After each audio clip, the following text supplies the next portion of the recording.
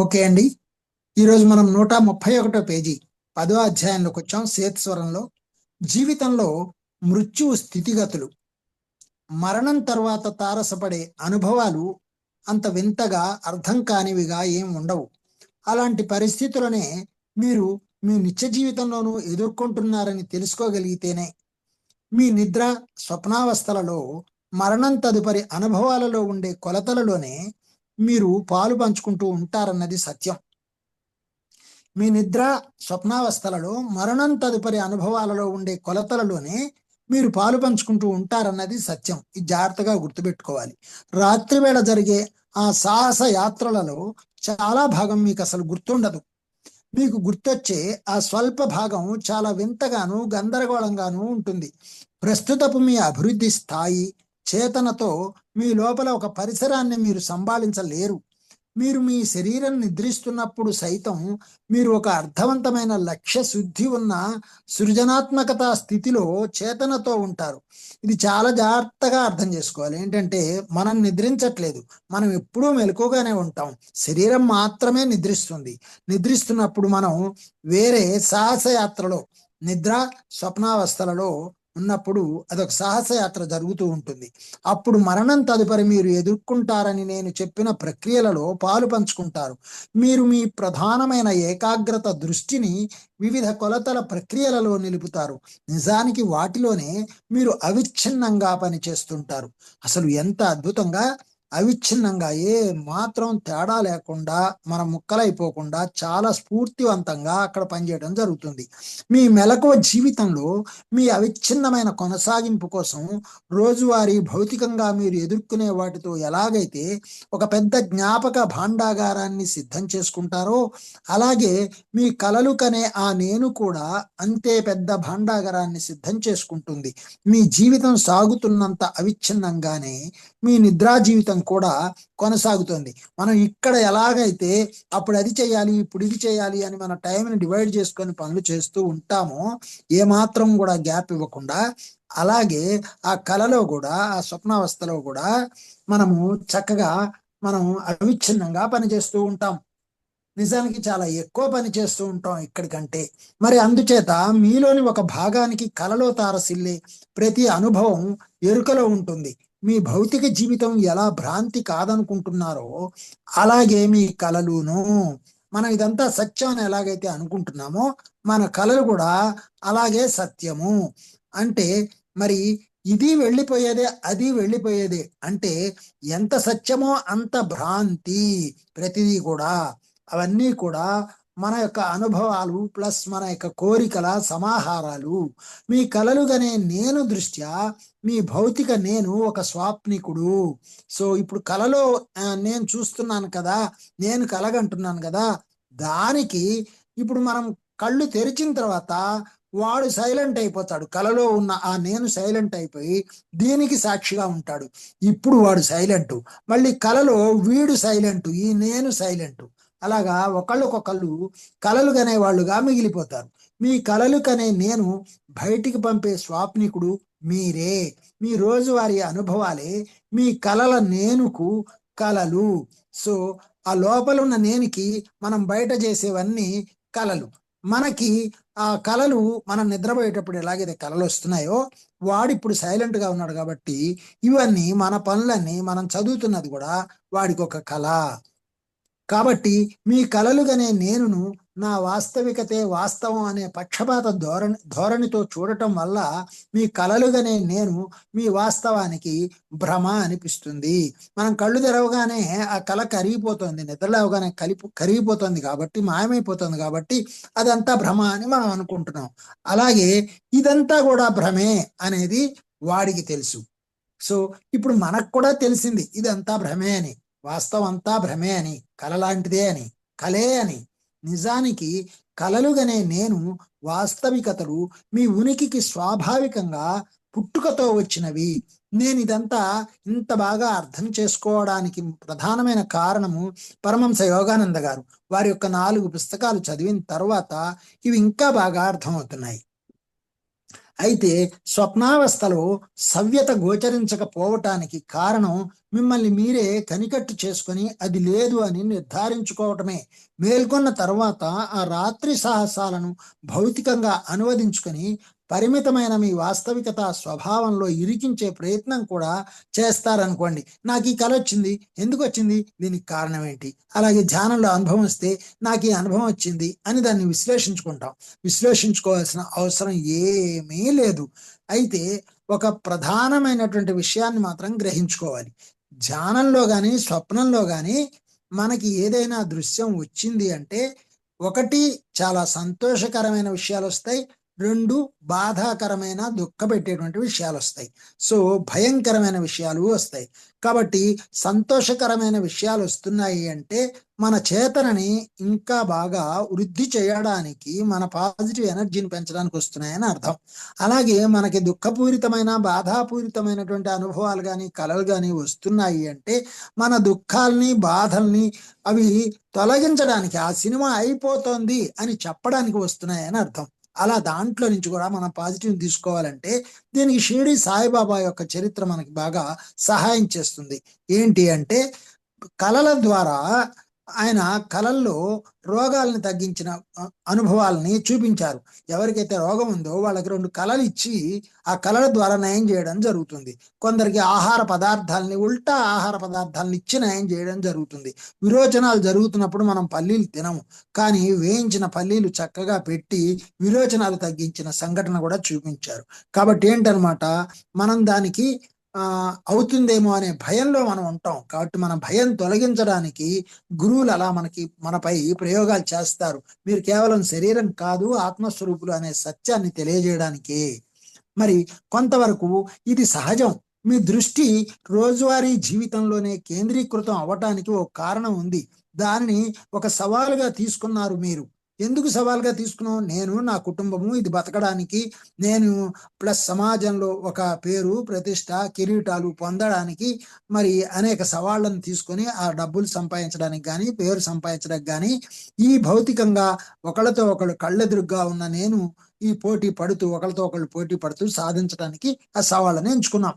ఇదంతా గతంలో మనం కోరుకున్నవి. అందుకని ఇప్పుడు తీర్చుకోవడానికే ఈ భూమి మీదకి వచ్చాం. ఆ చట్రంలో ఇమిడి ఉంటూనే మీరు ఎదుగుతూ ప్రగతి సాధిస్తూ మీ చేతన హద్దులను పెంచుకోవాలి.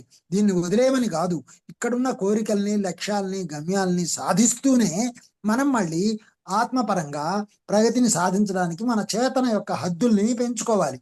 మీ మెలకువలో కన్నా చేతన అంటే ఒక రెపరెపరాడే దీపం లాంటిది, ఒక మినుగురు లాంటిది అని చెప్పబడింది మనకి. దాన్ని అఖండ జ్యోతిగా మార్చుకొని శక్తివంతంగా మార్చుకోవడానికి మనం ఈ ధ్యానాన్ని ఉపయోగించుకోవాలి, ధ్యానం యొక్క సహాయాన్ని తీసుకోవాలి. మీ మెలకువలో కన్నా స్వప్నావస్థలోనే మీరు చాలా రకాలుగా ఎక్కువగా సృజనాత్మకంగాను కార్యసాధకులుగాను ఉంటారు.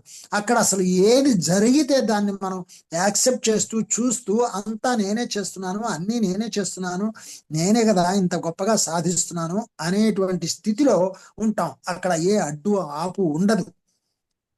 అంటే మీరు నమ్మలేరు, కాలం స్థలాలను ధిక్కరిస్తూ ఆ స్వాప్నిక శరీరం ఎగురగలదు. అమెరికా, రష్యా, జపాన్ ఏ దేశానికైనా వెళుతుంది, ఏ లోకానికైనా వెళుతుంది, ఏమైనా చేసొస్తుంది కలలో అనే విషయం ఒప్పుకోవటం మిమ్మల్ని మరింత ముక్కలు చేస్తుంది. కలలో ఎగరటాల గురించి జటిలమైన మానసిక సిద్ధాంతాలను ఆవిష్కరించేందుకు అవస్థలు పడే కన్నా ఆ అనుభవాలను సంకేతాత్మకమే గాని అక్షరాల జరగవు అనే నమ్మకాన్ని నటించడం చాలా సులభం. కలలో అమెరికాకు వెళ్తే మనం కల్లో వెళ్ళొచ్చాం కానీ నిజంగా వెళ్ళలేం కదా అని దాన్ని కొట్టిపారేస్తాం.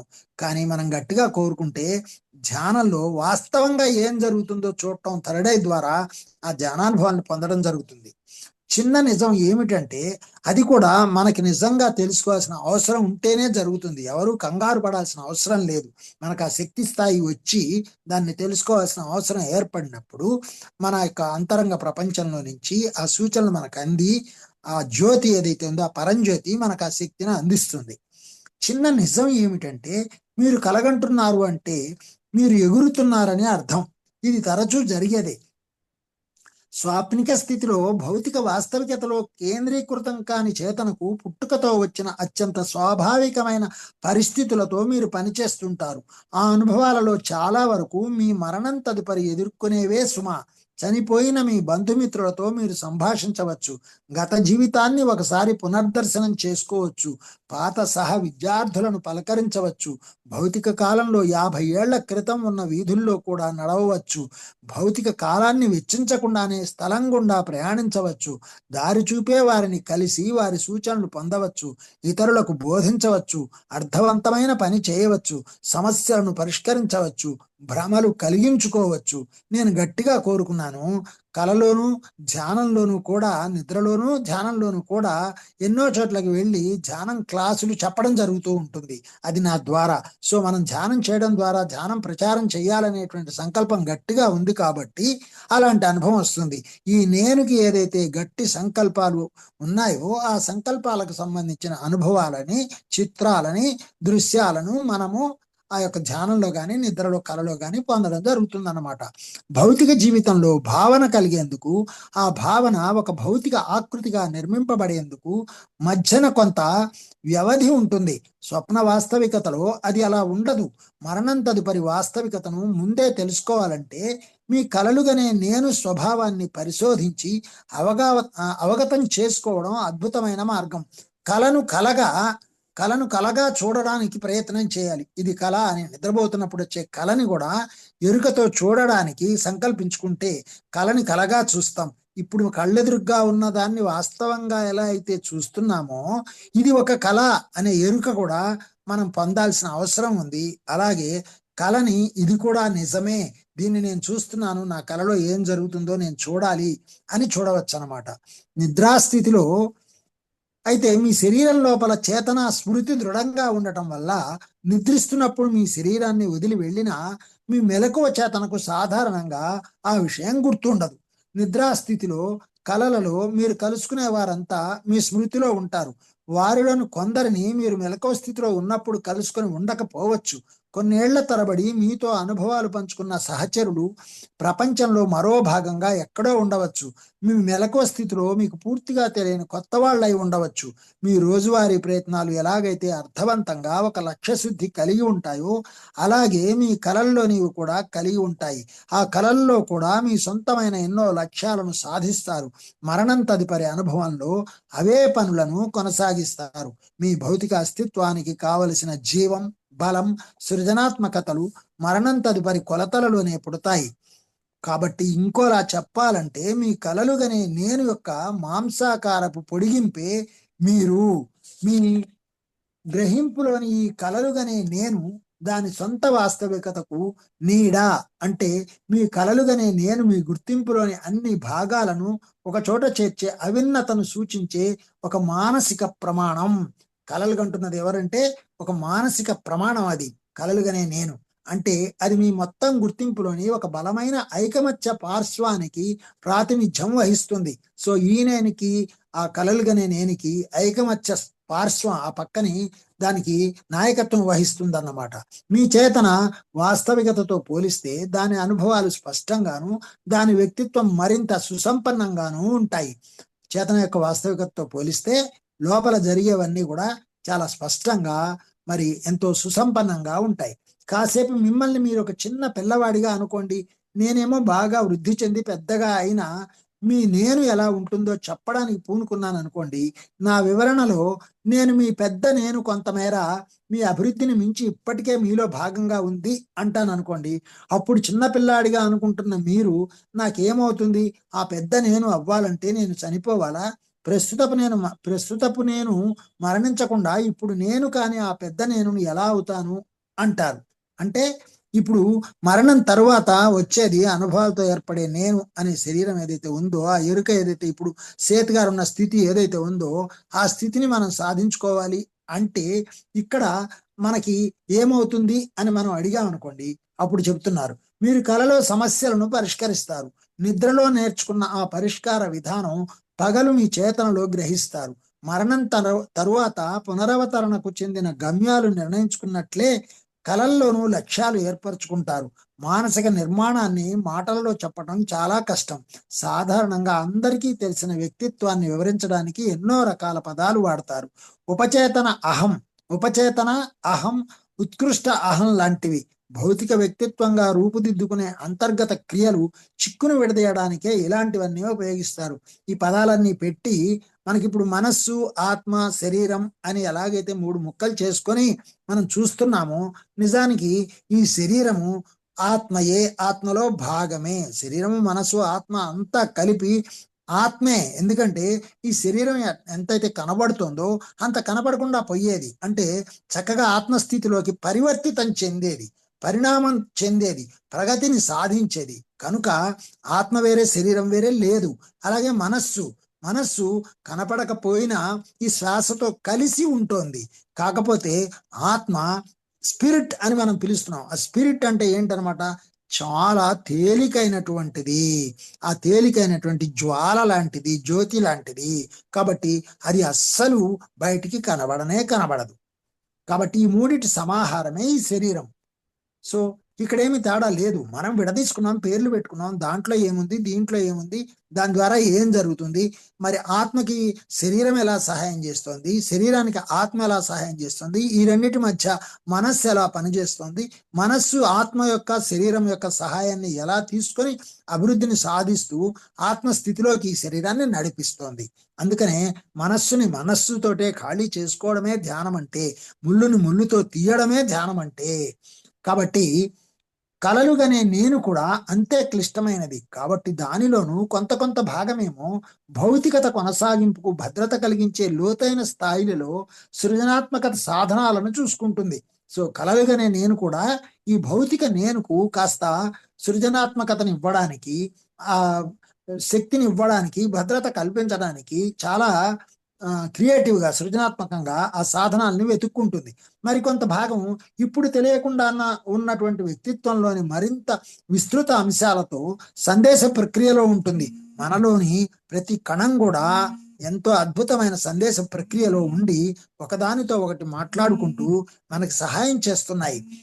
మరి ఇంకా కొంత భాగం ఆత్మ అస్తిత్వాన్ని మాట్లాడుకోవడం అంటే మాటల్లో కాదు, మౌనంగా ఒకదాన్నొకటి మరి లాలించుకుంటూ, ముద్దు చేసుకుంటూ, వాటిని ఒకదాన్నొకటి చాలా జాగ్రత్తగా పరిశీలించుకుంటూ, ఒకదానికొకటి సహాయం చేసుకుంటూ అవి మన ప్రగతికి సహాయం చేస్తున్నాయి. ప్రతి కణం కూడా కొంత భాగం ఆత్మ అస్తిత్వాన్ని లేదా పరిపూర్ణ వ్యక్తిగత నేను లేదా నిజమైన బహుళ కొలతల నేను యొక్క అవిచ్ఛిన్న అనుభవాన్ని చూసుకుంటుంది.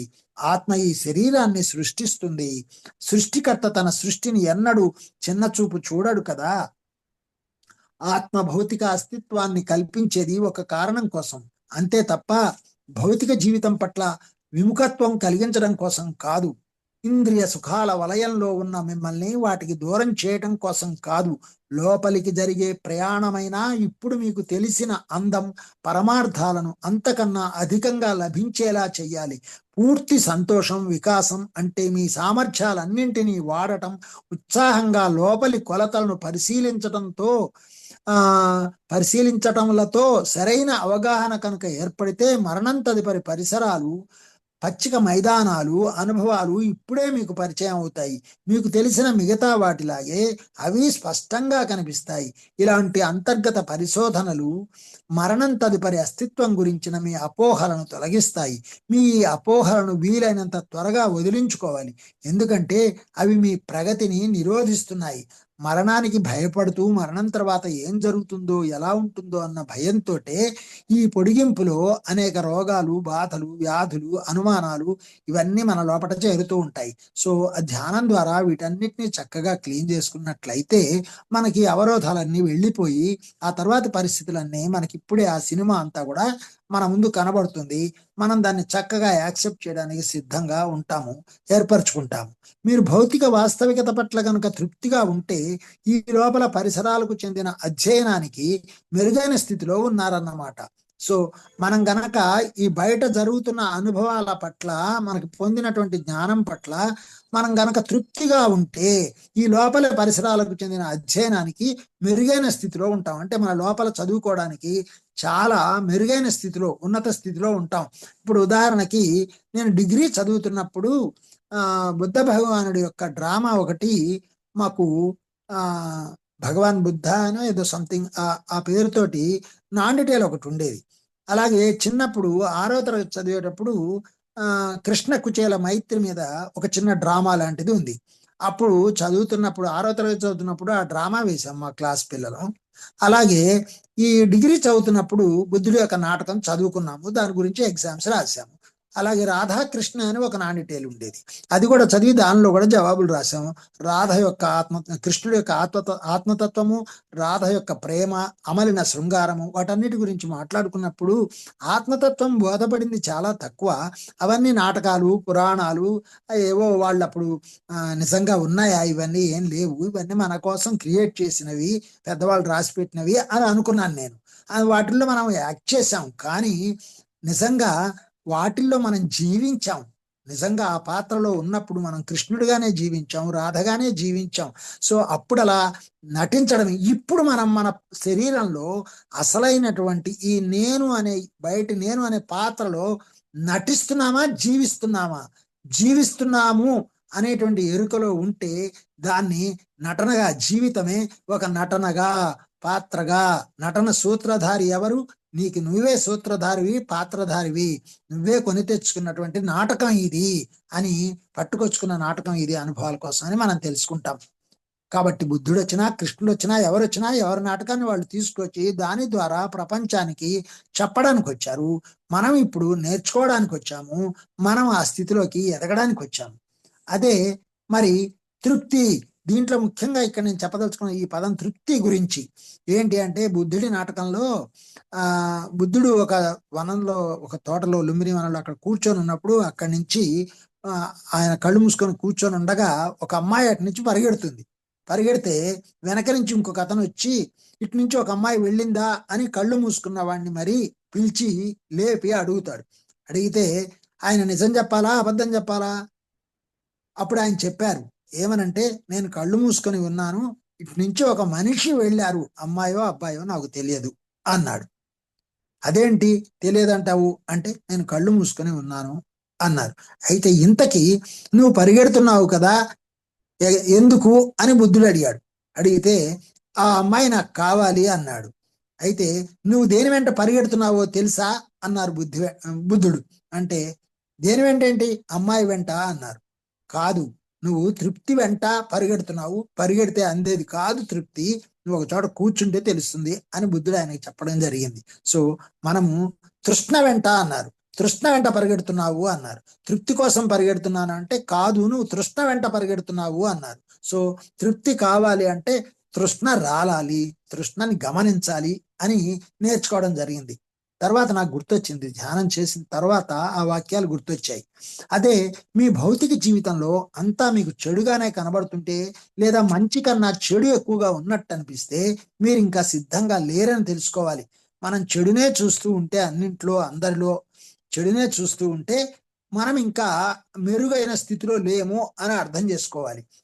మీ నిద్రావస్థలోని పనుల పరిశోధనకు నిరుత్సాహ స్థితిలో ఉన్నప్పుడు పూనుకోకూడదు. సో మీ నిద్రావస్థలోని పనుల పరిశోధనకు నిరుత్సాహ స్థితిలో ఉన్నప్పుడు పూనుకోకూడదు. ఇప్పుడు మనం ఒక నిద్రావస్థలో ఉన్నప్పుడు పరిశోధన అనేది మనం చేయకూడదు. ఎందుకంటే ఆ సమయాల్లో మీ అభౌతిక స్థితి కూడా మీ నిద్రలోనూ మెలకువలోనూ నిరుత్సాహపూర్వక అనుభవాల్లోనే మునిగి ఉంటుంది. భౌతిక అనుభవానికి బదులుగా అంతర్గత అనుభవాన్ని మార్పిడి చేయవచ్చు అన్న ఆశతో ఆ అధ్యయనం మొదలు పెట్టకూడదు. మనం ఏదో డెవలప్ చేయొచ్చు లోపల దాన్ని అనేటువంటి ఆశతో మాత్రము ఆ పని మొదలు పెట్టకూడదు. మంచి చెడులకు చెందిన మీ ఆలోచనలు చాలా కఠినమైనవి, లొంగనివిగా ఉంటే ఆ నిద్రావస్థలో చేతనతో నిర్వహించేందుకు కావలసిన అవగాహన మీకు ఉండదు. ఇంకోలా చెప్పాలంటే, మీరు మానసికంగా మలచబడేందుకు వీలుగా కొత్త ఆలోచనలకు స్వాగతం పలికేలా సృజనాత్మకంగా ఉండాలి, సిద్ధాంతాల మీద ఆధారపడి ఉండకూడదు. ఇక్కడ ఇంకోలా అనే పదాన్ని ఎక్కువగా వాడటం జరిగింది నేను. ఈ పుస్తకం రాసేటప్పుడు ఆ మాస్టారు ఇద్దరం కలిసి ట్రాన్స్లేట్ చేస్తున్నప్పుడు మరోలా అంటున్నప్పుడు అలా కాకుండా ఇంకోలా అంటే బాగుంటుంది అని నా ద్వారా పలికించారు. మనం ఈ పదాన్ని చాలా తక్కువగా వాడతాం చూడండి. మరొకలా అంటానికి ఇంకోలా అంటానికి ఆ పదం యొక్క ధ్వనిలో ఎంత తేడా ఉంది, ఎంత అందం ఉంది. సో ఇక్కడేంటి, ఇలాగా కొత్త ఆలోచనలకు స్వాగతం పలికేలా సృజనాత్మకంగా ఉండాలి, సిద్ధాంతాల మీద ఆధారపడి ఉండకూడదు. అంటే ఏంటనమాట, మనలో నుంచి ఒక కొత్తదనం ఉదయించాలి, ఒక నూతనమైనటువంటి చైతన్యంతో మనం పని చేయాలి అంటే మన ఆలోచనలకి కొత్త ఆలోచనలకు స్వాగతం పలికేంత సృజనాత్మకంగా ఉండాలి. అందుకనే మరి పత్రిజీ నాతోటి 80,000 గజాలు రాయిస్తానన్నారు. ఈ రోజు ఇంకా 8,000 దగ్గరే ఉన్నాను. నేను నిజానికి 6,000 నెంబర్ ఇస్తున్నాను కానీ 8,000 పైన రాయడం జరిగింది. సో నేను రాయాలని రాయను, అలా కూర్చుంటే చాలా రాయబడుతూ ఉంటుంది, అలా వస్తూ ఉంటుంది. ఆ ధ్యానంలో కూర్చున్నప్పుడైనా మామూలుగా కూర్చున్నప్పుడైనా అవి వినిపిస్తున్న వాటిని చాలా అద్భుతంగా కొత్త కొత్త పదాల్లోకి ఆ భావాల్లోకి ట్రాన్స్లేట్ చేయడం ఆటోమేటిక్గా ఈ యొక్క ఇన్స్ట్రుమెంట్, ఈ నేను అనే ఇన్స్ట్రుమెంట్ ద్వారా జరుగుతూ దాన్ని గమనిస్తూ ఉంటుంది ఆ లోపలి నేను. మీరు అర్హత, సానుభూతి రెండూ కలిగి ఉండాలి. మీ భౌతిక పరిసరాలలో బాగా తిరుగుతూ జీవితాన్ని బాగా సంభాళించుకునే సమర్థత కలిగి ఉండాలి. అర్హత ఎక్కడి నుంచి వస్తుంది? శక్తిని బట్టి అర్హత వస్తుంది. ఇప్పుడు అక్కడ ఒక బాల్ ఉంది, దాన్ని ఒక కాలుతో తన్నాలి, గోల్ చేయాలి కాలుతోటి అంటే లేదా చేతితోటి అంటే ఆ శక్తిని పొంది ఉండాలి, అక్కడ ఆడాలనేటువంటి ఒక ఉత్సాహం కలిగి ఉండాలి, లేకపోతే జరగదు. సో అర్హత. దాంతోపాటు సానుభూతి అనే పదం వాడారు ఇక్కడ. సానుభూతి అంటే ఏంటి అసలు? చాలా గొప్ప పదం ఇది. సా అనుభూతి, చక్కని అనుభూతి అని ఒక అర్థం అయితే, ఇంకో అర్థం ఉంది సహ అనుభూతి. సహ అంటే ఏంటి? కూడి, దాంతో కలిసి ఉండేటువంటి అనుభూతి. ఇప్పుడు ఒక బండిని అడుగుతున్నాం అనుకోండి, ఆ బండి నా శరీరంలో నా చెయ్యి, నా కాలు, నా కళ్ళు ఎలా అయితే భాగాలు, ఆ బండి కూడా నాలో ఒక భాగమే అయిపోవాలి. అలాగే ఇప్పుడు పుస్తకం చదువుతున్నాము, ఈ అక్షరాలు చదువుతున్నాము, ఇవన్నీ మానసికంగా మనలో ఒక భాగం అయిపోవాలి. అప్పుడే అవి మనకు అర్థం అవుతాయి. దీన్నే సహ అనుభూతి అంటాము. అంతేగాని మామూలుగా సానుభూతి అంటే సానుభూతి ప్రకటించడము అంటే లౌకికంగా ఉన్న అర్థం చూడండి. వాళ్ళకి ఎవరికో బాధ కలిగితే అయ్యో అని ప్రకటించేదాన్ని సానుభూతి అంటారట. అయ్యయ్యో, దాని అర్థం ఎంత పడిపోయింది. అసలు సానుభూతి అంటే ఇదనమాట దాని అర్థం. అందువల్ల ధ్యానం ద్వారా మనం ఎంత కొత్త అర్థాలని సృజనాత్మకంగా స్వయంగా తెలుసుకోగలుగుతాం. మీ వనరులన్నీ మీకు అవసరమే. ఈ పరిశోధన ఒక ఉత్సాహభరితమైన క్రియాశీలమైన ప్రయత్నం, అంతేగాని పిరికితనంతో వేసే వెనుకంజ కాదు. ఈ పుస్తకం చివరన మరణం తదుపరి పరిస్థితులను చేతనతో పరిశోధించడం ఇష్టపడే వారికి కొన్ని అభ్యాసాలు చెబుతాను. అవి పాటిస్తే మీ అనుభవాల పట్ల, ప్రగతి పట్ల కొంత నియంత్రణ సాధ్యపడుతుంది. ఈ నియంత్రణ అనేది అది దానంతట అదే సాధ్యమవుతుంది. మనం ఏదో నియంత్రించాల్సిన, కంట్రోల్ చేయాల్సిన అవసరం లేదన్నమాట. ఆ నియంత్రణ చక్కగా వస్తుంది. ఎలా అంటే ఇప్పుడు డ్రైవింగ్ నేర్చుకునేటప్పుడు గేర్ మార్చడం కానీ, బ్రేక్ నొక్కడం కానీ, యాక్సిలరేటర్ నొక్కడం కానీ, ఎప్పుడు ఏది నొక్కాలి, ఎంత ఉపయోగించాలి అనేది ఎలా అయితే మనకి డ్రైవింగ్ నేర్చుకునేటప్పుడు వస్తుందో, ఈ పుస్తకాన్ని మనం చదువుకుంటూ వెళ్తున్నాం కదా, మనకి తెలిసినటువంటి పరిభాషలో ఆ భాషను చదువుకుంటూ వెళ్తే చివరికి వెళ్ళేసరికల్లా ఆ నియంత్రణ శక్తి ఆటోమేటిక్గా దానంతటదే వస్తుంది అన్నమాట. మరి ఇక్కడ ఆ పరిస్థితుల గురించి ఇంకా సమగ్రంగా చెప్పాలనుకుంటున్నాను. భౌతిక జీవితంలో మీరేం చూడాలనుంటే అదే చూస్తారు. మీకు అందుబాటులోని వాస్తవికత క్షేత్రంలో గల సమాచారాన్ని గ్రహిస్తారు. ఈ సమాచారాన్ని జాగ్రత్తగా వాస్తవికత పట్ల మీకున్న ఆలోచనలను అనుసరించి ఎంపిక చేసుకుంటారు. అంటే సమాచారాన్ని సృష్టించుకోవడంతో మొదలు పెడతారు. మనుషులంతా చెడ్డవాళ్లే అని మీరు నమ్మితే వారిలో మంచితనం మీరు చూడలేరు. వారు ఎప్పుడు వారి చెడు పార్శ్వాన్నే మీకు కనబరుస్తారు. భావప్రసరణ పద్ధతి ద్వారా వారు మీ పట్ల అయిష్టాన్ని చూపేలా చేసుకుంటారు. అలాగే మీ అయిష్టాన్ని వారి పట్ల ప్రదర్శిస్తారు. ఇది ఎంత గొప్ప దీన్ని ఏమంటారు, ఎక్సర్సైజ్ అంటే ప్రయోగం. మనం చేయాల్సిన ప్రయోగం ఏంటంటే, మనము అవతల వాళ్ళలో, నిన్ననే చెప్పాను ఒక చోట, ఇక్కడ త్రిమూర్తి పిరమిడ్లోకి వెళ్ళి కూర్చున్నప్పుడు ఒక 10 మంది మాస్టర్స్ వస్తే అనుకోకుండా వాళ్ళ దగ్గర కూర్చొని మాట్లాడుతూ, మనము ఎప్పుడు కూడా వాళ్ళల్లో ఉన్నటువంటి పాజిటివ్ ఎనర్జీని చూద్దాము, వాళ్ళ పనిచేసే తీరులో వాళ్ళ ఫేస్ లో ఉన్నటువంటి ఆ దివ్య కాంతిని చూడడానికి ప్రయత్నించినట్టయితే మనకి ఒక్కొక్కసారి వాళ్ళల్లో ఉన్న చెడు ఇవి రోగాలు ఇవి కూడా మనకు కనబడతాయి. కానీ వాటి గురించి ప్రస్తావించద్దు, కనబడ్డాయి కదా అని వాటి గురించి మాట్లాడద్దు. వాటిని పక్కకి జరిపేస్తూ వాళ్ళల్లో ఉన్న మంచిని, వాళ్ళల్లో ఉన్న గొప్పతనాన్ని, వాళ్ళ కాంతిని మనం ప్రస్తుతించడం మొదలు పెడితే, మనం అలాగే ఉన్నట్లయితే మనకి క్రమంగా ఆ చెడు అనేది కనపడకుండా అవటమే కాకుండా మన శక్తి ద్విగుణీకృతం అవుతూ రెట్టింపు అవుతూ ఇంకా కూడా మన ఎంతో ఉత్సాహవంతుల్ని చేస్తూ మన చేత మనకి సహాయం చేస్తుంది. కాబట్టి ఈ రకంగా మనుషులంతా చెడ్డవాళ్లే అని మీరు నమ్మితే వారిలో మంచితనాన్ని మనం చూడలేం. కాబట్టి మంచి వాళ్ళు అనుకుని మంచిని చూడడానికి ప్రయత్నం చేద్దాం. మరి ఇదే మరోలా చెప్పాలంటే, మీరు ఆశించే దానిని అనుసరించే మీ అనుభవాలు ఉంటాయి. ఇదే మీ మరణం తదుపరి అనుభవాలకు, మీ కలల అనుభవాలకు, శరీరం వెలుపల ఎదుర్కొనే వేటికైనా వర్తిస్తుంది. ఇప్పుడు చాలా మంది వాళ్ళ పిల్లలు వాళ్ళతో మాట్లాడట్లేదని, సరిగా ఉండట్లేదని, అసలు పిల్లలకి పెద్దలకి పేరెంట్స్ కి మధ్యలో ఒక గ్యాప్ ఒకటి, ఏజ్ గ్యాప్ ఒకటి వచ్చిందని చెప్పేసి ఆ గ్యాప్ వల్ల వాళ్ళు సరిగా మాట్లాడరని, ప్రవర్తించరని అనుకోవడం జరుగుతుంది. అది నిజానికి అది కాదు. మనం వాళ్ళని శాసించడం వల్ల, వాళ్ళ మీద అనేకమైనటువంటి మన ఇష్టాలని రుద్దడం వల్ల వాళ్ళు తట్టుకోలేక మన నుంచి దూరం అయ్యారు. ఇప్పటికైనా ధ్యానం ద్వారా మనం నేర్చుకొని, మార్చుకొని, మన యొక్క పాజిటివ్ వైబ్రేషన్స్ ని, మన ప్రేమని, మన యొక్క సృజనాత్మకతని ధ్యానపూర్వకంగా చాలా చక్కగా పెంపొందించుకొని వాళ్ళకి పంపించడానికి ప్రయత్నం చేసినట్టయితేనే వాళ్ళు మనతో మాట్లాడడం, కలిసి ఉండడం జరుగుతుంది. అనుభవాలకు ఆ శరీరం వెలుపల ఎదుర్కొనే వేటికైనా వర్తిస్తుంది. మీలో చెడుకు సంబంధించిన ఆలోచనలుంటే చెడు పరిస్థితులు ఎదురవుతాయి. దయ్యాలను మీరు నమ్మితే అవే మీకు ఎదురవుతాయి. ముందే చెప్పినట్లు చేతన భౌతికంగా నిర్దేశించబడనప్పుడు దానికి మరింత స్వేచ్ఛ ఉంటుంది. ఇక్కడ మీకు ఒక గొప్ప ఉదాహరణ, స్వయం అనుభవం చెబుతాను. ఇప్పుడు నా శ్రీమతి శరీరాన్ని వదిలేసి ఆగస్టుకి 2 సంవత్సరాలు అవుతుంది. అయితే ఈ ఇంటికి రావడానికి వాళ్ళ స్వయాన వాళ్ళ అన్నగారు, వాళ్ళ చెల్లెలు చాలా భయపడతారు. ఆ 10 రోజులు 12 రోజులు కూడా ఇక్కడ ఉన్నప్పుడు వాళ్ళ చెల్లెలు గారు, నాకు గజ్జల చప్పుడు వినపడుతుంది, అక్కయ్య ఇటు నుంచి వెళ్తున్నట్టు అనిపిస్తుంది, అమ్మో నాకు భయం వేస్తుంది అని చాలా ఫీల్ అయ్యేది.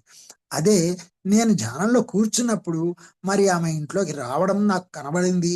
ఆమె వస్తున్నప్పుడు నేను మూడో రోజు చనిపోయిన తర్వాత రెండవ రోజే తెల్లవారుజామున ఉదయం 5 గంటలప్పుడు మరి నేను వస్తున్నాను, భోంచేయడానికి వస్తున్నాను అంది. ఇది రాత్రి అప్పుడు 11 గంటలప్పుడు, 11 గంటల రాత్రప్పుడు.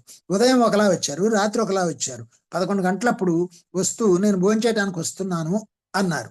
ఓకే అన్నాను, ధ్యానంలోనే సమాధానం చెప్పాను, నోరు తెరవల. తను వచ్చింది, వెళ్ళిపోయింది. వెళ్ళేటప్పుడు చెప్పలేదు, వెళ్ళిపోయింది. నాకేం భయం అనిపించలే, నాకు చాలా సంతోషం వేసింది. అలాగే మరుసటి రోజు ఉదయం 5 గంటలకు వచ్చారు. వచ్చినప్పుడు నేను కూర్చొని ధ్యానం చేస్తుంటే వచ్చి నాకు షాల్ ఇచ్చారు, నువ్వు చలిని తట్టుకోలేవు, షాల్ కప్పుకొని కూర్చో అని. మరి నేను ప్రేమపూర్వకమైన వైబ్రేషన్స్ తో ఉన్నాను కాబట్టి ఆమెలో ఉన్న ప్రేమ, ఆమె యొక్క శాంతము, ఆమె యొక్క ఆనందము, ఆమె ఆలోచనలే నా చుట్టూ తిరుగుతాయి. అలాగే 15వ రోజున అందరూ వెళ్ళిపోయాక నేను కూర్చుని నేను అడిగాను ఒక ప్రశ్న, ఇంతకుముందు చెప్పానో లేదో మీకు, నువ్వు ఏ లోకంలో ఉన్నావో, ఎక్కడున్నావో నీకు వీలైతే ఒకసారి మాట్లాడితే గనక నేను చాలా సంతోషిస్తాను, నీకు అవకాశం ఉంటేనే సుమా, నీకు ఇబ్బంది అయితే వద్దు అని చెప్పి నేను ధ్యానంలో కూర్చుంటే 5 నిమిషాల లోపు నా శరీరంలోకి తాను ఓంకారమై నిండి మరి 20 నిమిషాల పాటు ఉండి ఆ తర్వాత నేను ఓంకార లోకంలో, ఓంకార సాధనలో ఉన్నాను అని చెప్పారు. మరి ఆ లోకము నాలోనే ఉంది, ఆమె నాలోనే ఉంది, ఆమె నాలో భాగమై ఉంది అనేటువంటి ఎరుకని నేను పొంది చాలా సంతోషించాను. కాబట్టి మనం భయపడితే అవి దయ్యాలవుతాయి, మనం గనక సంతోషంగా, ఇష్టంగా ఆహ్వానిస్తే అవే దేవతలు అవుతాయి. అంతే, మన ఆలోచనలోనే తేడా, ఈ నేనులో యొక్క మనస్సులోనే తేడా, దీని యొక్క శక్తిలోనే తేడా. భౌతిక కాలహరణం లేకుండా ఆలోచనలు, అనుభూతులు వాస్తవికతగా నిర్మించబడతాయి. మీకు ఒక రాక్షసుడు తారసపడతారనుకుంటే నిజంగానే తారసపడతాడు. మీ ఆలోచన అలాంటి ఒక ఆకారాన్ని ఏర్పరచుకుంటుంది, తన సృష్టి అని తెలియకుండానే సుమ. ఇక్కడ దాకా ఎందుకు, ఒక భౌతికమైన ఉదాహరణ తీసుకుందాం. ఇప్పుడు బ్యాంకుకి వెళుతూ ఇవాళ పని అవుతుంది అని గట్టిగా అనుకొని వెళితే చక్కగా పని అవుతుంది. అదే ఇవాళ అంతా రష్గా ఉంటుందేమో, ఇవాళ మండే కదా, పని అవుతుందో కాదో, మండే కంటే ట్యూస్డే వెళ్ళటం మంచిది, ఇలా అనుకుంటూనే మళ్ళీ మండే వెళ్తావు. వెళ్తే ఏమవుతుంది, అక్కడ నిజంగా రష్ ఉంటుంది, నీకు పని సరిగ్గా కాదు, చికాకు ఎదురవుతుంది. సో నీలోని ఆలోచనే నీకు ప్రతిబింబమై ఎదురొస్తుంది అనే సంగతి నీకు తెలియదు. పోనీ నేను ఏం అనుకోలేదండి, ఏమనుకోకుండానే వెళ్ళానండి అంటారు. అయినా నాకు ఇబ్బంది వచ్చిందండి అంటారు. దానికి కారణం మీకు ఏం అనుకోకుండానే మీ లోపల ఉన్నది మీకు తెలియలేదు. మీ లోపల ఆ అనుమానము, ఆ భయము ఉంది కాబట్టి ఆ పరిస్థితి ఏర్పడింది. ఒక యాక్సిడెంట్ అవుతోందన్నా, ఒక చెడు అనుభవము, బాధాకర అనుభవం ఎదురవుతుందన్నా, అది మన లోపల ఉన్నటువంటి భావనల యొక్క ఫలితం మాత్రమే. దాన్నే మనం కర్మ అని పేరు పెట్టుకుంటాం మళ్ళీ తర్వాత. అందువల్ల భౌతిక అస్తిత్వంలో చెడు పట్లనే మీ దృష్టిని కేంద్రీకరిస్తే మరణం తదుపరి అనుభవాల గురించి మీరు సలిపే పరిశోధనలకు సిద్ధంగా ఉండరు. సో చెడు మీదనే మన దృష్టి కేంద్రీకరిస్తే మరణం తదుపరి అనుభవాల గురించి పరిశోధనకి మనం ఏమాత్రం సిద్ధంగా ఉండవు. అలాంటి పరిస్థితుల్లో మీరు మరొకరి ఆలోచన ఆకృతిని ఎదుర్కోవడం జరగవచ్చు. కానీ అదే చెడు పట్ల దృష్టి కేంద్రీకృతం కానప్పుడు అన్ని వేళలా మీరు మీకు ఎదురుపడే ఆలోచన ఆకృతులను, అసలు స్వభావాన్ని గుర్తిస్తారు. ఇక్కడ మంచి చెడు అంటే నేను చెడు అనేదాన్ని ఒక భయము, బాధ, రోగము, ఇబ్బందికి సంబంధించి మాట్లాడుతున్నాను. మనకి అవే కదా చెడు చేసేవి. సో అవన్నీ నిజంగా చెడు కాదు. మనకి పాఠాలు, జ్ఞానాన్ని ఇవ్వడానికి వచ్చే అనుభవాలు, వాటి నుంచి నేర్చుకోవాలి అనుకుంటే అవి ఒక చుట్టాల్లాగా వచ్చి వెళ్ళిపోతాయి, జ్ఞానాన్ని ఇచ్చి వెళ్ళిపోతాయి. తొందరగా ఈ ధ్యానం ద్వారా ఆరోగ్యవంతులమై ఈ ఆరోగ్య రహస్యాల్ని అందరికీ తెలియజేయడం జరుగుతుంది. మరి 8 సంవత్సరాలు రోజుకి 100 రూపాయలు మందులు మింగుతూ మెడకి కాలర్ పెట్టుకొని మరి కదలలేని వాణ్ణి ఈరోజు 17 సంవత్సరాల నుంచి మందు లేకుండా కాలర్ తీసేసి, ఆ తర్వాత మళ్ళీ యాక్సిడెంట్ ఒకటి అయితే కూడా దాన్ని ఆపరేషన్ లేకుండా కేవలం ఒక్క 10 రోజులు కాస్త మందులు తీసుకుని తర్వాత కేవలం ఫిజియోథెరపీ ద్వారానే మొత్తం స్వాధీనంలోకి తెచ్చుకునే శక్తి ఆ ధ్యానము మరి జరుగుతున్నటువంటిది ఎంత గొప్ప అనుభవాల్ని, జ్ఞానాన్ని ఇచ్చిందంటారు. ఎలాంటి హాని మనకి జరగదు మనం గనక ఎదురుపడే ఆలోచన ఆకృతులను, వాటి స్వభావాన్ని చక్కగా గుర్తించగలిగితే. ఒకవేళ ఆ ఆలోచన ఆకృతి మీదే అయితే అది దేనికి ప్రాతినిధ్యం వహిస్తుందో అడిగి ఏ సమస్య కారణంగా ఆ ఆకృతి పుట్టిందో దాని నుండే నేర్చుకుంటారు. ఇదంతా మనము మన బాలకృష్ణ సారు, మరి ప్రేమనాథ్ సారు, ఇంకా మాస్టర్స్ మనకి సేత్ వర్క్షాప్స్ ద్వారా చేసేటువంటి భాగంలో ఇది ఒకటి. సరిగ్గా ఇలాగే మరణం తర్వాత కూడా ఒక భ్రమను కల్పించుకొని దానిని ఒక సంకేతంగా వాడుకొని ఒక ఆధ్యాత్మిక పోరాటం సాగిస్తారు. మీకే గనుక ఎక్కువ అవగాహన ఉంటే ఇదేమీ అవసరం రాదనుకోండి. సో ఇప్పుడు మనం ఈ అవగాహన పొందుతున్నాం కాబట్టి ఇలాంటి అవసరం రాకుండానే మనం చాలా పాజిటివ్ అప్రోచ్ తోటి, మనం సరైన ఆలోచన విధానంతో ఆత్మపరంగా ప్రగతిని సాధించడానికి ఈ యొక్క కావ్యం, ఈ గ్రంథం ద్వారా, ఈ యొక్క అనుభవాల కావ్యం ద్వారా మనం తెలుసుకుంటాం. మీ ఆలోచనలను, సమస్యలను, అభిమానాలను మీ సొంత స్థాయిలోని అవగాహనతోనే పరిష్కరించుకుంటారు. ధ్యానం ఏమిస్తుంది? శ్రద్ధ భక్తులతో పాటు మనకు ఒక జ్ఞానాన్ని, పరిష్కరించే శక్తిని ఇస్తుంది ఎప్పటికప్పుడు. మరణం తదుపరి పరిసరాలు మీ చుట్టూ ఉన్నాయి, ఇది నిజం. మరి మీ లోపల నుండి బయటికి దూసుకుని వచ్చిన మీ ప్రస్తుత పరిస్థితి, దాని భౌతిక వాస్తవికత పరుగులు తీసే ఒక అవిచ్ఛిన్న చలన చిత్రాన్ని మీ ముందు ఆవిష్కరించి తారుమారు చేయబడిన ప్రతిబింబాలని గ్రహించేలా మిమ్మల్ని బలవంత పెడుతుంది. మీకు అవి ఎంత వాస్తవికంగా అనిపిస్తాయంటే వాటికే స్పందించడం మొదలెడతారు. ఇప్పుడు నేను ఇందాక ఒక మాస్టర్తో మాట్లాడుతూ మనం ఏదైతే అనుకుంటామో అదే వస్తుంది, మనం వాటిని పరిష్కరించడానికి మనం పరీక్షలు అని నిజానికి లేవు పిరమిడ్ మాస్టర్స్. కానీ సార్ చెప్పిన ఇవన్నీ ఎందుకు వస్తున్నాయి, మనకు ఎదుర్కొనే శక్తి బాగా వస్తుంది ధ్యానం ద్వారా అని మనం అనుకుంటే నిజంగా మళ్ళీ ఆ సమస్యలే మన దగ్గరకు వస్తాయండి అన్నారు ఆ మాస్టర్. అంటే నేనేమన్నానంటే ఆ సమస్యలన్నీ అయిపోయాయి, ఇంకే సమస్య లేదు, నేను ఇప్పుడు ఈ ప్రపంచానికి సరికొత్త జ్ఞానాన్ని ఇవ్వడానికి, నా అనుభవ జ్ఞానాన్ని పంచడానికి నేను సిద్ధంగా ఉన్నాను అనేటువంటి స్థితిలో ఉంటే గనక, మానసికంగా ఎదిగితే గనక మనం చెప్పడానికి, మన అనుభవాల్ని పంచుకోవడానికే ఉంటాం తప్ప కొత్త కర్మలంటూ ఏమీ ఉండవు. మన ఊహలని, మన ఆలోచనని బట్టే కొత్త కర్మలు, దుష్కర్మలు ఏర్పడతాయి. లేకపోతే మనము కారణ శరీరంతో పనిచేస్తూనే ఉంటాము. ఈ యొక్క కారణ శరీరంతో పనిచేయడం అంటే ఈ ధ్యాన ప్రచారం కోసం పనిచేయడం మాత్రమే. అదే అదే సమయంలో అంతే ప్రాముఖ్యం ఉండే ఇతర వాస్తవికతలకు అవి ఒక ముసుగు కూడా వేసేస్తాయి. అసలు నిజానికి ఈ ఇతర వాస్తవికతల నుండే మీరు వస్తురూపేణా బయటపడ్డ వాటిని ఉపయోగించే శక్తి, జ్ఞానము పొందుతారు. మీకు సినిమా చూపిస్తున్న ఆ యాంత్రిక వాతావరణాన్ని కాసేపు నిలిపి, చలనాన్ని ఆపి, మీ శ్రద్ధను ఆ వాస్తవికతల వైపు మళ్లించండి. మనకి ఈ సినిమా ఎందుకు వచ్చింది, ఎదురొచ్చింది, చుట్టూ ఈ పరిస్థితులు ఎందుకున్నాయి, ఆ మనిషి ఇలా ఎందుకు మాట్లాడుతున్నాడు, ఈ వాతావరణం ఇలా ఎందుకు ఇప్పుడు వర్షం కురుస్తోంది, సడన్ గా మరి ఎవరో ఇక్కడ ఒక బాంబు ఎందుకు వేశారు, ఎందుకు జరుగుతోంది ఇదంతా, ఈ సినిమా ఎందుకు ఇలా నా ముందర ఉంది, ఈ వాస్తవాన్ని దీని ద్వారా నేను ఏం నేర్చుకోవాలి, ఆ సరిహద్దుల్లో ఏం జరుగుతోంది, మరి దేశాల మధ్య ఏం జరుగుతోంది, ఇలా గనక మనం గట్టిగా ప్రశ్నించుకొని లోపలికి వెళితే ఆ జ్ఞానం అంతా మనకు అందుతుంది. పత్రిజీ చాలా గొప్ప విషయం ఒకటి చెప్పారు. ఏంటంటే, ఆనందుడుగా ఉన్నప్పుడు పత్రిజీకి బుద్ధుడు ఏం చెప్పాడో అదే పత్రిజీ ఫస్ట్ న్యూటన్ గారికి కూడా చెప్పారు, డాక్టర్ న్యూటన్. అలాగే ఎంతో మందికి చెప్పారు. డాక్టర్ న్యూటన్ గారు ఒకసారి మాట్లాడుతున్నప్పుడు నేను విన్నాను. ఏంటి అంటే, ఇప్పుడు నేను నీకు ధ్యానం నేర్పిస్తాను, అనేక ప్రశ్నలు నువ్వు వెయ్యాలనుకుంటావు, ఏ ప్రశ్నలు నన్ను అడగద్దు, 40 రోజులు నువ్వు మూసుకొని, నోరు మూసుకొని, అన్ని మూసుకొని ధ్యానం చెయ్యి, అన్ని ప్రశ్నలకు జవాబు నీకు ధ్యానంలోనే వస్తుంది అని. ఇక్కడ చాలా మంది మాస్టర్స్ మన వాళ్ళు అడుగుతూ ఉంటారు, ఇంకేమైనా అడగండి, మీకేమైనా ప్రశ్నలు ఉన్నాయా, అడగండి, నేను చెప్తాను, నాకు తెలిసినంత వరకు అని మాట్లాడతాం. అది కరెక్ట్ కాదు.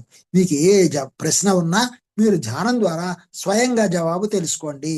ఎలా తెలుస్తుంది అంటే, ధ్యానంలో సమాధి స్థితిని పొందినప్పుడు, సమాధి స్థితి అంటేనే సమాధానం పొందే స్థితి, దేనికైనా జవాబు పొందే స్థితే సమాధి స్థితి. నిశ్చలమైన స్థితిలోనే మనలో ఉన్న ప్రశ్నలకు జవాబులు దొరుకుతాయి. కాబట్టి ఆ స్థితికి మనం ఎదగాలే తప్ప ప్రశ్నలు అడగడానికి కాదు ఉండాల్సింది. వస్తాయి ప్రశ్నలు, ఆ ధ్యాన గుండం కూటస్థంలో వేసేయండి, అన్ని ఎన్ని వచ్చినా.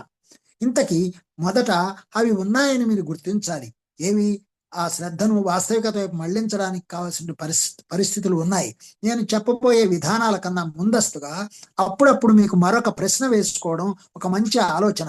ఈ సమయంలో నేను దేని గురించి చేతనతో ఉన్నాను అని కళ్ళు తెరిచి ఒకసారి మూసి ఒకసారి అనుకోండి. ఇదిగో ఇప్పుడు అదే నేను చెప్పింది కూడా అదే ఇక్కడ చెప్తున్నారు మాస్టర్. ఏంటి?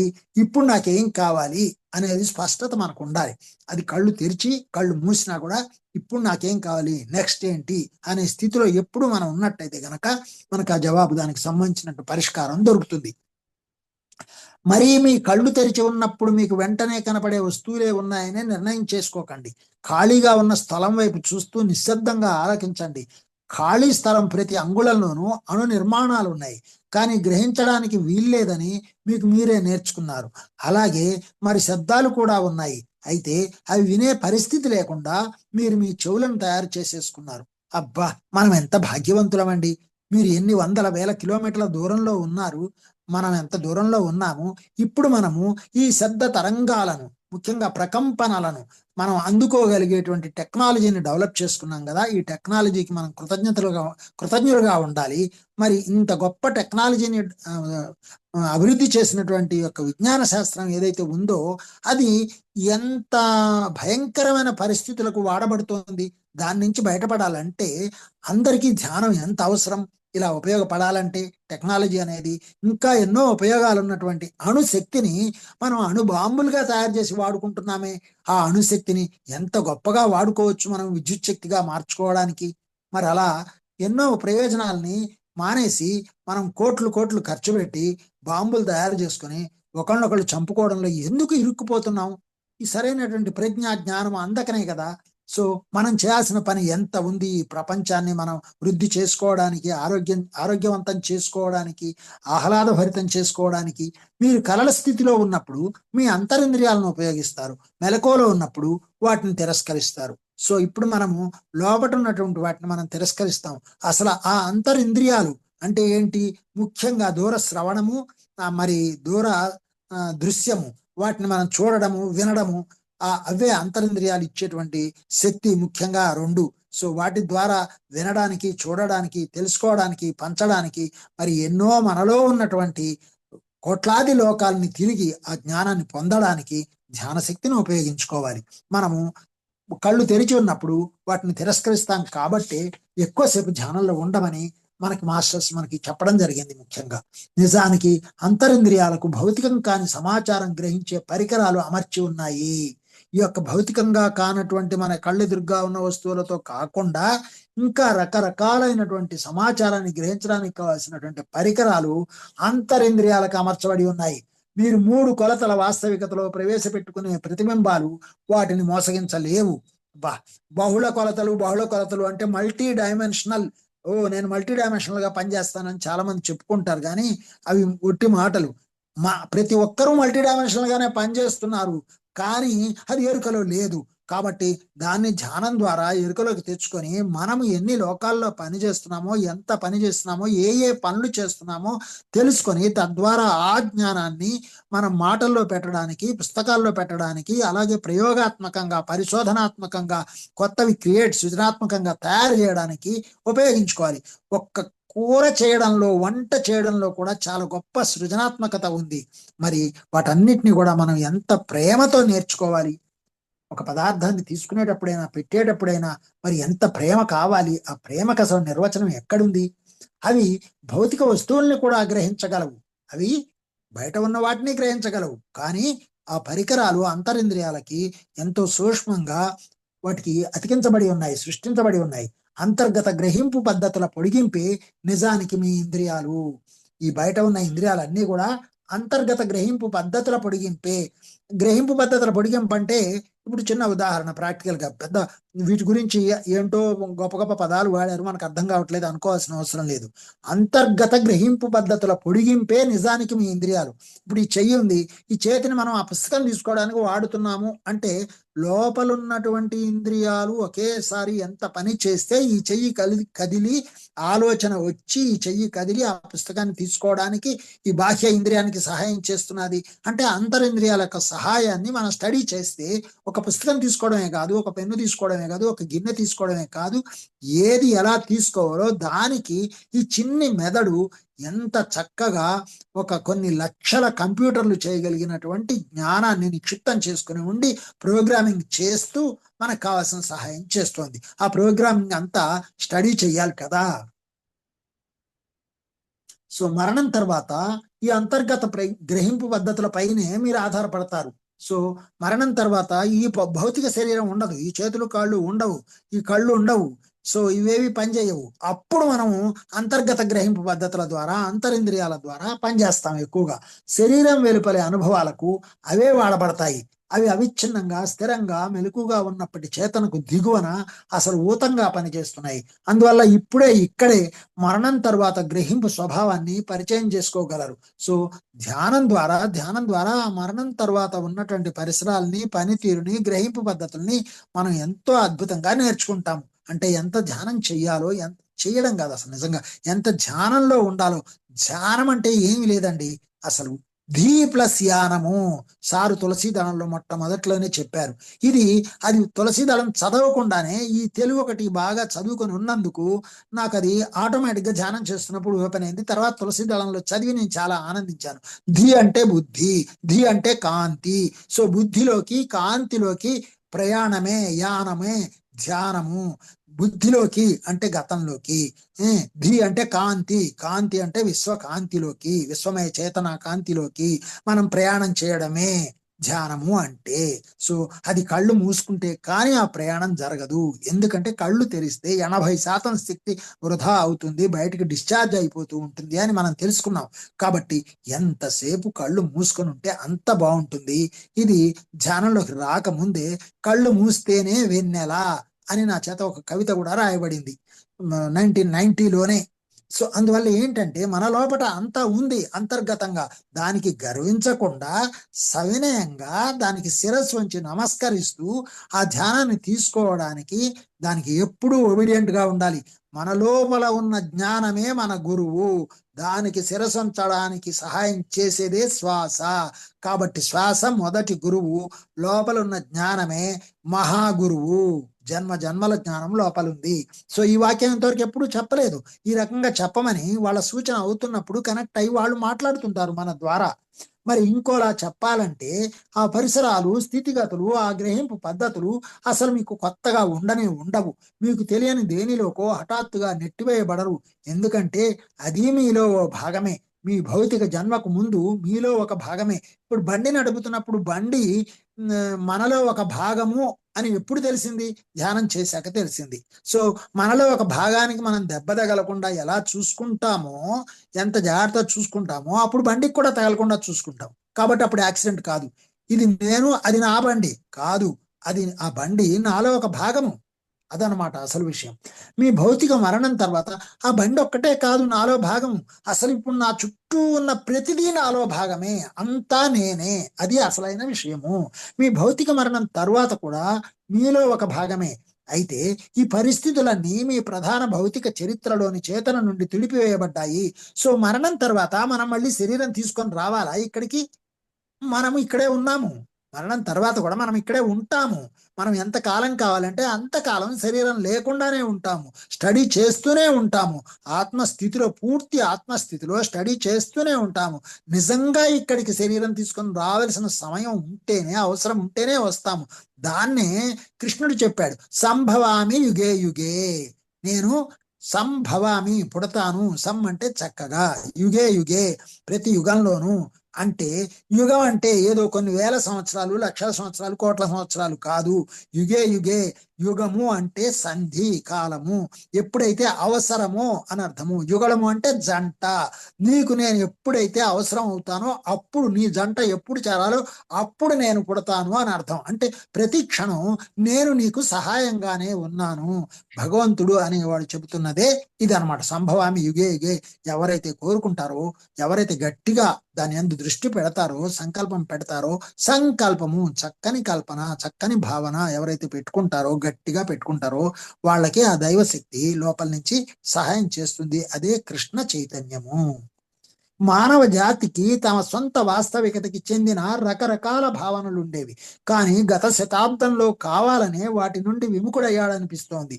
దీనికి చాలా కారణాలు ఉన్నాయి. వాటిలో కొన్నిటి గురించి తెలుసుకుందాం. ఇప్పుడు మీరు అనేక రకాలుగా మరణించారు. ఎప్పుడూ మరణించనంతగా మరణించారు. మీరు మీ రోజువారీ పనులలో, సాధనాలలో ఉన్న సమయంలోనే మీ మెలకువ స్థితిలోని చేతన దిగువన మీరు ఇతర వాస్తవికతలలో కూడా దృష్టి కేంద్రీకరించి ఉన్నారు. మీ చేతన గ్రహింపులో లేకుండానే వాటి వల్ల ఉత్తేజితం అవుతున్నారు. ఇదంతా దీని సారాంశం ఏంటంటే మీరు కౌరవ స్థితిలో ఉన్నారు అని చెబుతున్నారు చెప్పకుండా. అంటే మీ చేతనకు దిగువ స్థితిలో, అంటే ఇక్కడ తినడము, తాగడము, తిరగడము, మరి ఈ కళ్ళు తెరుచుకొని తిరుగుతూ, కళ్ళు తెరుచుకొని వెళ్తూ, కాళ్ళు ఎట్టుకు తిరుగుతూ, అక్కడ అది ఉంది, ఇక్కడ అది ఉంది అన్న ఆకర్షణలోనే మనం ఎక్కువగా గడపడానికి నిర్ణయించుకున్నాము. ఎప్పుడు? ఇక్కడ చెప్పాడు ఎక్కడంటే మీరు దీనికి చాలా కారణాలు ఉన్నాయి. వాటిలో కొన్ని ఇప్పుడు మీరు అనేక రకాలుగా మరణించారు. ఎప్పుడూ మరణించనంతగా మరణించారు. అంటే ఏంటి? ఆత్మపరంగా లేరు మీరు. మీ రోజువారీ పనులలో, సాధనాల్లో ఉన్న సమయంలోనే మీ మెలకువ స్థితిలోని చేతన దిగువన మీరు ఇతర వాస్తవికతలలో కూడా దృష్టి కేంద్రీకరించి ఉన్నారు. అందువల్ల భౌతికమైన మెదడులో అసలు ముద్రింపబడని సంఘటనను అనుభవిస్తున్నారు. చూసారా? భౌతికమైన మెదడులో అసలు ముద్రింపబడని సంఘటనలను అనుభవిస్తున్నారు. అంటే ఏంటనమాట? కొత్తగా ఆకర్షితులమై మనం లేనిపోని కర్మల్లో చుట్టుకుంటున్నాం, ఇరుక్కుంటున్నాం అని అర్థం. ఆ చివరి వాక్యం ఇలా క్రింద గీయబడవలసినది. దీన్ని అండర్లైన్ చేసుకోవాలి. భౌతికమైన మెదడులో అసలు ముద్రింపబడని అంటే ఏంటి? మన మెదడులో మనం స్టాక్ చేసుకోనటువంటివి, తెచ్చుకోనటువంటివి ఆ యొక్క సంఘటనలలో మనము అనుభవిస్తున్నాం, ఇక్కడ పనిచేస్తున్నాం. ఇక్కడ మీ ఎరుకలోకి వచ్చే మరణం తదుపరి కొలతలలోని ఈ ప్రక్రియలని ఇప్పుడు మీరు పట్టించుకోరు. ఇప్పుడు భౌతిక అస్తిత్వం తన ఆధిక్యతను చూపించుకుంటుంది. అదే అహంకారం అన్నమాట. మరణం తర్వాత అలా ఉండదు. మీరు శరీరాన్ని కోల్పోయినా మీ స్మృతులు మాత్రం మిమ్మల్ని వీడిపోవు. మిమ్మల్ని బిగించి ఉంచిన శరీరం అనే చట్రం నుంచి బయటికి వస్తారంటే కొన్ని ప్రత్యేక పరిస్థితుల్లో మీకు ఇవ్వబడినట్లు అనిపించే సంవత్సరాల కాలాన్ని విభిన్న మార్గాల్లో ఉపయోగించుకునే స్వేచ్ఛ మీకు ఉంటుంది. సో ఇంత జ్ఞానాన్ని మనం పొందుతాం కాబట్టి ఈ జ్ఞానంతో గొప్ప స్వేచ్ఛని పొంది మనం తొందరగా ఈ శరీరాన్ని తీసుకోకుండా దీన్ని ఇంకా ఆత్మపరంగా ఎలా పెంచుకోవాలా, అనేటువంటిది, ప్లస్ అసలు పుట్టాలా వద్దా అనేటువంటిది బాగా ఇక్కడ తెలుసుకొని వెళ్తాం కాబట్టి చాలా అత్యవసరమైనప్పుడు మాత్రమే పుట్టడానికి సిద్ధంగా ఉంటాం. లేకపోతే అక్కడి నుంచే అశరీరంగానే అశరీరంగానే అభౌతికంగానే మనం ఈ భౌతిక వాస్తవికతలకు సహాయం చేయడానికి తగిన శక్తిని పొంది దాంతో పనిచేస్తూ ఉంటాము. ఆత్మపరంగా మనం దయ్యాలం భూతాలం కాదు, ఆస్ట్రల్ మాస్టర్స్ గా పనిచేస్తూ ఆత్మ ప్రగతికి పని చేసుకుంటాము, ఇప్పుడు ఎలాగైతే సీత గారు చేస్తున్నారో. ఇంకా ఒక గొప్ప విషయం ఇక్కడ చెప్పాలి. చాలా మంది మాస్టర్స్ చెప్తున్నటువంటి ఒక విషయం ఏంటంటే, పత్రిజీ ఇప్పుడు చనిపోయిన వాళ్ళని, మాస్టర్స్ చనిపోతే, కొంతమంది మాస్టర్స్ చనిపోతే పత్రిజీ వాళ్ళకి కావాల్సిన వాళ్ళని పిలుచుకుంటున్నారు అని మాట్లాడుతున్నారు. అది అంత సరైనటువంటి విషయం కాదు. ఎందుకంటే ఎవరి వాస్తవానికి వారే సృష్టికర్తలు అని గట్టిగా అండర్లైన్ చేసి పత్రిజీ చెప్పినప్పుడు ఆయన ఎందుకు పిలుచుకుంటారు? ఆయన లోకం, ఆయన ఉన్న స్థితికి ఎదగాలి అంటే నక్షత్ర లోకాలని దాటి వెళ్ళిపోయిన మహా మాస్టర్ అయినా ఆయన చేసే పని చేయడానికి ఎవరి వల్ల అవుతుంది?